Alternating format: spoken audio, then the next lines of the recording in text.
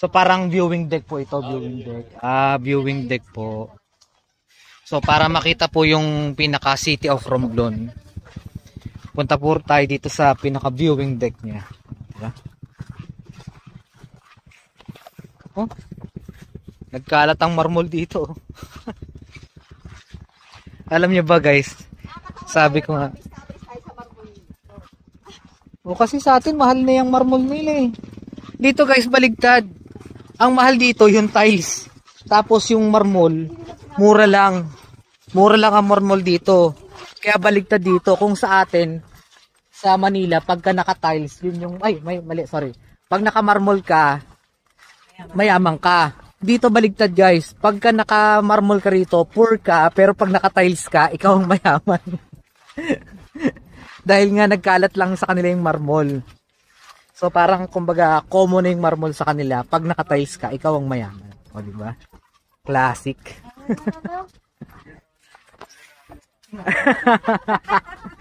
O yan, ito bagong pasok lang, mainit-init pang balita. Pag naka-linoleum ka daw, milyonaryo ka naman. Ayan yung view sa baba. So dyan tayo naman kanina sa baba na yan.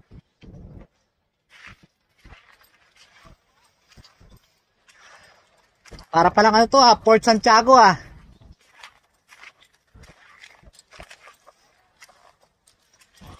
ito pala, ito.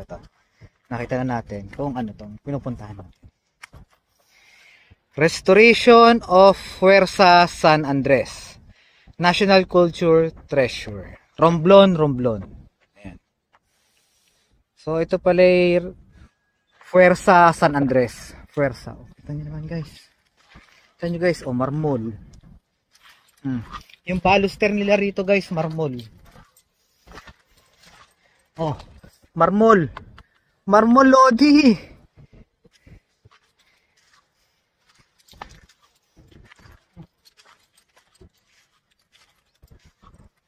Parang ano pala to, castle.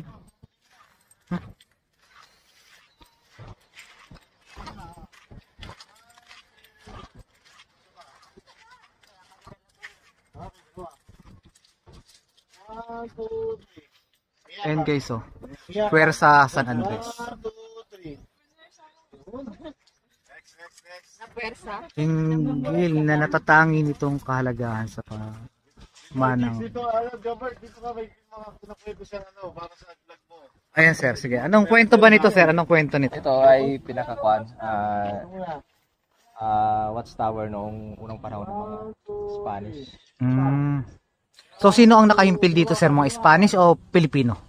Dati una Spanish. Spanish. Tapos naging Pinoy na. Kasabay ng paggawa nitong simbahan. Yung buga, yung corals na tinabas-tabas. Corals yan. Corals yan ay buga na dito. Patay ng corals. Buga. So, syempre kunin nyo rin ako. Yung mga butas. Teka lang po Okay guys.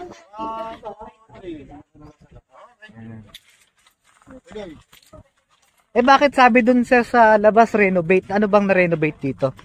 Ay ito halos giba-giba kasi ito noon eh. Giba-iba to. Dalawa ito. Isa doon sa kabila, sa kabilang bundok. Yung sa kabila, iba pa hindi pa na. Ito na lang yung... ano yung butas na yan sir? Singawan ng ano? Baril. Diyan sumisilip sila. Dito makalabas sa labas. Baril nila. Yung sa ayun. Baril or canyon. Kumbaga sa armored car dyan nilalabas yung ano. Opo. Yung mga sandata nila. Pag ando para sa galing taong palang nakalaban. Kitang-kita nila dito. Ito kasi dati may parang bahay sa taas. Wala na iba. May bubong pa to dati? May bahay pa to sa taas.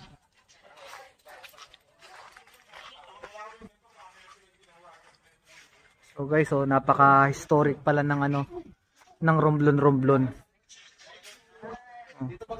Akala ko makikita ko lang tong gantong scenery sa ano eh. Sa Port Santiago. Ayan. Meron din palang ganto rito. Yan guys. Eto sabi ni Kuya no, halimbawa nga may butas dyan ano. Ay may butas. May kalaban dyan. So pag nakita nilang, oh may kalaban ka, bang! Bang, bang, bang! Yan, babarilin ka nila.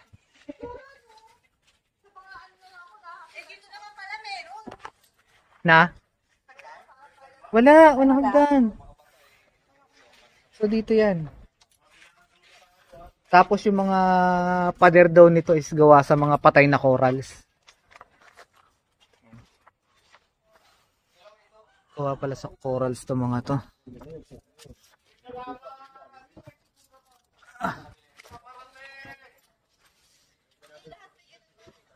Ibaba ang kanyon!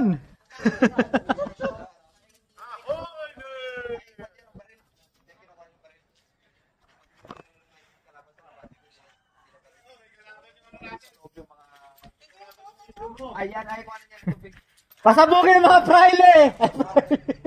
Iba pala yun. Diyan, may nakuha dyan na kuhan. Eto tingin ko kanyon to, kanyon.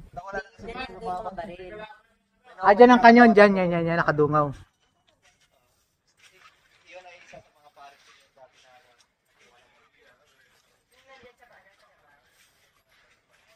Di sinasa na yung machine gun dyan. May kanyon daw dyan ah. Sa baba. Ah, nasa baba po.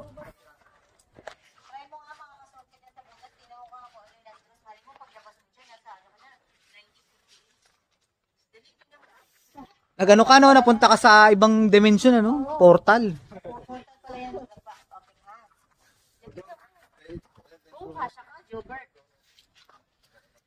Pass. Mukhang sa Bukana pa lang, hindi na tayo tatagampin sa ibang dimension eh.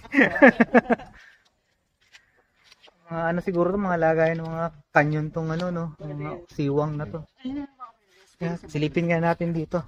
Makikiraan po, Ma'am Shi. Salamat.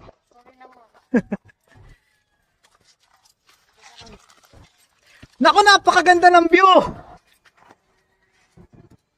Asintahin yung ano, yung barko na yon.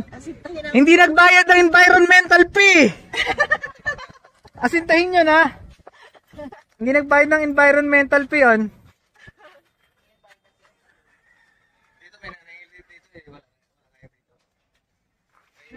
Ah, may naniningil din dito. So, salamat pala, wala yung naniningil. May lakad. Ipagpasalamat nating wala yung Hindi, today is Sunday. Today is rest day. Oh, so, kala nyo kayo lang nagpapahinga. Sila rin. Para palang nasa Pililya rin dito kasi mayroong mga windmill eh, oh. Yun, oh. Oh, may mga windmill din sila rito. Ayan, oh. Lobat yung dalawa. Ito na lang gumagana isa eh. Ayan.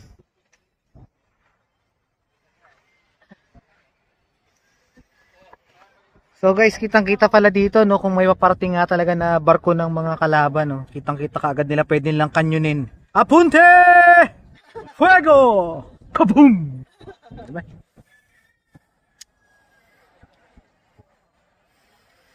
Kaya lang kailangan ng ano sarhento, paki-trim na yung puno ha, hindi na natin makita yung barko doon. Bawasan na yung puno mga ano Bawasan yung puno, hindi na natin matanaw yung mga dapat nating tanawin dito.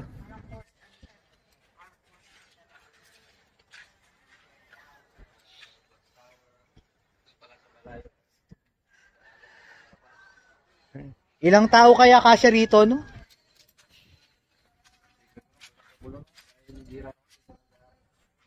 Wala bang naiwan na ano? Nabakas ng CR? Wala.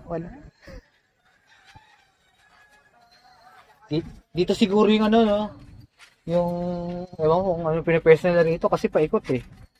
Tingin nyo guys, ano yung nilalagay nila rito pag mga gantong ano, tanggulan or defense tower.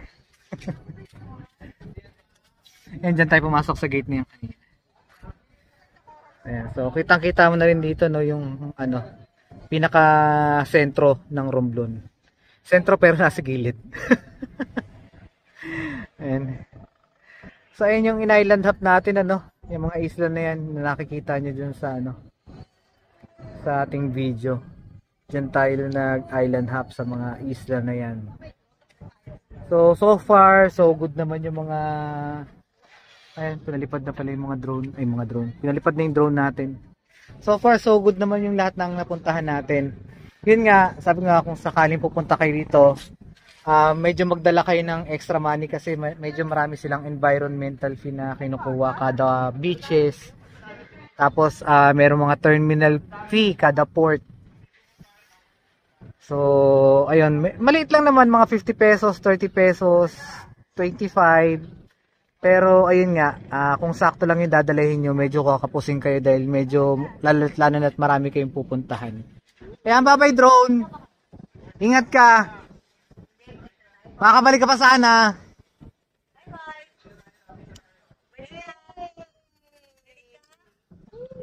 Kita ba tayo niyan? Bagay. Okay, so ayan, oh. Talagang halos lahat ng structure dito ay gawa sa mga patay na corals. Hindi pala katibay ang corals. So, ipapag-iba mo na yung bahay mo, papatayuan mo na lang ng corals.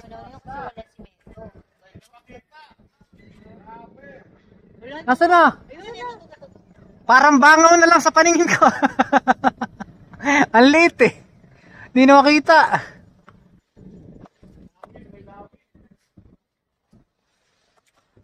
So, puno tayo dito sa may ano. Nag-iisa lang yung hagdanan, no? Ito lang isa. Ang nawiwirdohan lang ako dito sa kabilang hagdanan na yan. Kasi kung titingnan yung structure niya, parang sobrang taas yung tinaas niya nung hagdanan sa kabilang side, tapos babawiin niya rito rin pababa. Pwede naman niya isakto lang na hanggang dun lang. Diba? Ah! Pwede. Nice explanation. Pwede. So, parang bunker na nila to, no? Oo, pwede. Ang galing mag-explain ni Mama. Yun pala yung reason nun. Galing. Kasi ito sabi ko, bakit sobrang taas ng pagkakagawa nila dito sa hagdan, pwede naman kakong ipantay doon. Pag-ahon, hanggang doon lang, wala na tong extra 4 steps. So, sabi ni Ma'am Hazel, para daw pag binaril sila, parang pinaka-cover na rin daw nila yun. Pwede. Wow. Kaso ma'am, nuclear bomb yung pinagsak. Wala na. Tapos na ang laban. Nuclear bomb binagsak.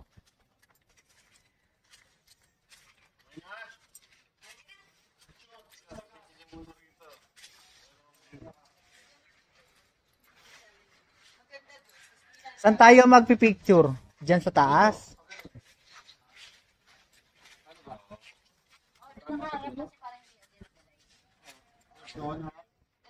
Parang against the light tong part na to. Against the light to. Pag ganyan. Oh, pag dyan. Okay. Doon tayo harap. Ayun, sige.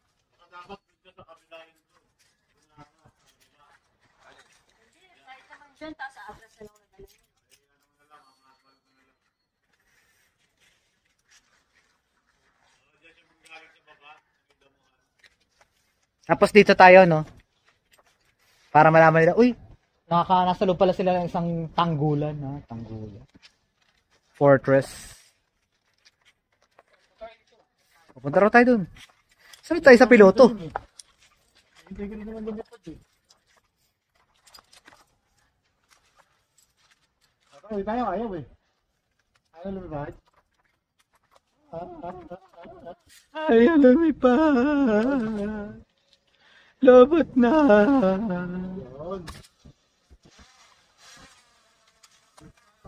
Saan harap? Dito. Silaw ako ah. Tingnan nyo ano. Yung camera doon kung maganda kuha. Maganda. Tingnan mo, boss.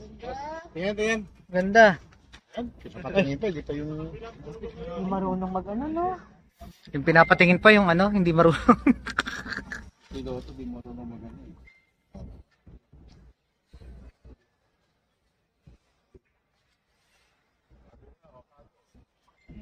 O tago, tago! Andiyan yung ano? Ano yung mga kalaban? Tago! Dati may mga dito, piratang muro. Tago! Yun yung mga mananakop. O pesto, tayo naman ang babanat!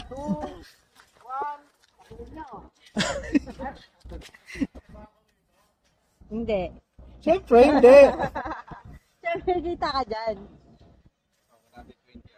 120 kilometers. By drone. Sana walang agilang dumagit sa'yo. Oo nga.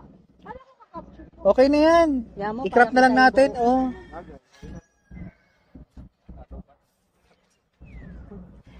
Inaninig ko. Ano magkalobat siya doon? Babagsak siya dun.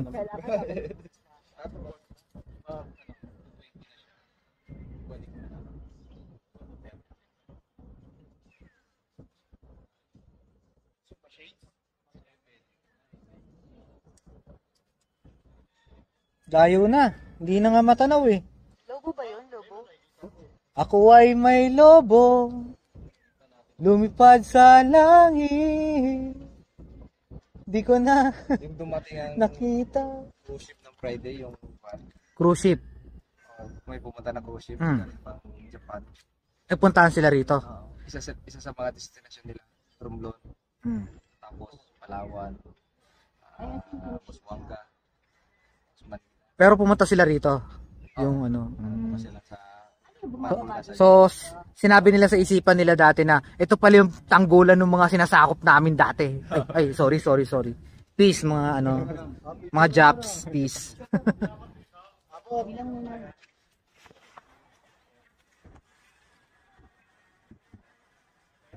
Uy, ba't parang may muusok doon? Ano yun? 2, 3. Silaw na yun. 2, 4.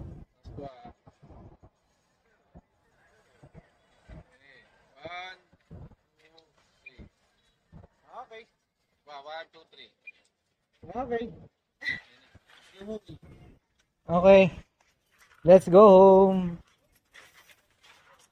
So mukhang dito na magtatapos ang kalye serye natin. Kalye serye lang. Ang lakbay serye dito sa Romblon. Yan. Pagod na silang lahat. Siyempre pagod na rin tayo. Pagod na rin ako. So guys, dito ko natatapusin ang buong video ng aming tour sa Romblon. Muli po, ito si Kuya Jobert. Nagpapasalamat po ng marami sa inyong suporta, sobrang sawang panonood ng ating video. At ito po ang Unwanted. Salamat po. Bye-bye.